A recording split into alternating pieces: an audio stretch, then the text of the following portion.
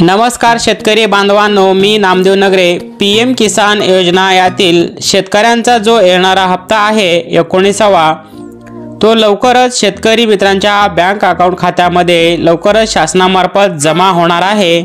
यासाठी ती कोणती तारीख आहे ते माहिती आपण या व्हिडिओमध्ये पाहणार आहोत। त्याकरिता व्हिडिओ शेवटपर्यंत पाहून घ्या।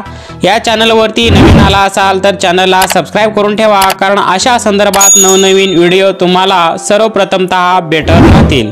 कृषी विभागामार्फत हे पोस्टरवरती डायरेक्ट हायलाइट ही माहिती देण्यात आलेली आहे। मित्रांनो, तुम्ही देखील ही माहिती या ऑफिशियली वेब पेजवरती आल्यानंतर पाहू शकता।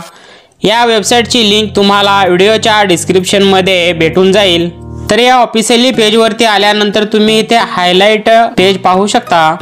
PM Modi will digitally transfer the 9th instalment to 9.7 crore PM Kisan beneficiaries.